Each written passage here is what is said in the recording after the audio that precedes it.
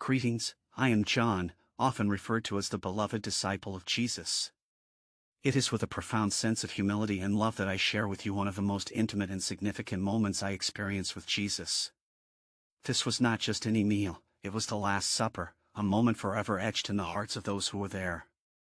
Today, I will recite to you an excerpt from the Holy Scriptures, according to the Gospel of Matthew, chapter 26, verses 17 through 30, from the King James Version. This passage details the events of that poignant evening when Jesus shared the Last Supper with us, his disciples, on the eve of his crucifixion. Now the first day of the feast of unleavened bread the disciples came to Jesus, saying unto him, Where wilt thou that we prepare for thee to eat the Passover? And he said, Go into the city to such a man, and say unto him, The Master saith, My time is at hand, I will keep the Passover at thy house with my disciples. And the disciples did as Jesus had appointed them, and they made ready the Passover. Now when the even was come, he sat down with the 12.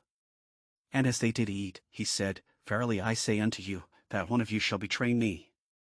And they were exceeding sorrowful, and began every one of them to say unto him, Lord, is it I? And he answered and said, He that dippeth his hand with me in the dish, the same shall betray me. The Son of Man goeth as it is written of him, but woe unto that man by whom the Son of Man is betrayed. It had been good for that man if he had not been born.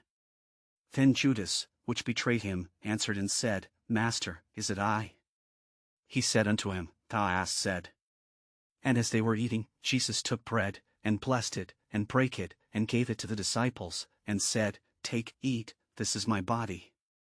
And he took the cup, and gave thanks, and gave it to them, saying, Drink ye all of it, for this is my blood of the New Testament, which is shed for many for the remission of sins.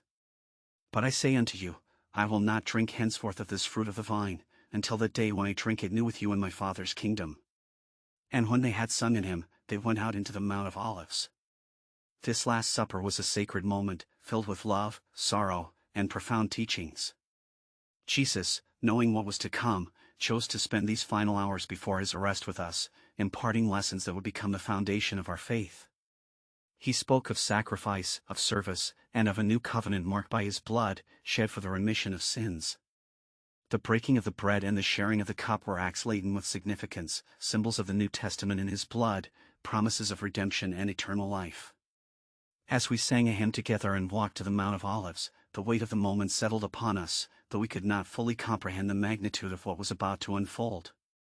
This supper, this moment of communion with Jesus, is a testament to his love for humanity and his willingness to give himself up for the salvation of all. Thank you for allowing me to share this deeply personal and holy experience with you.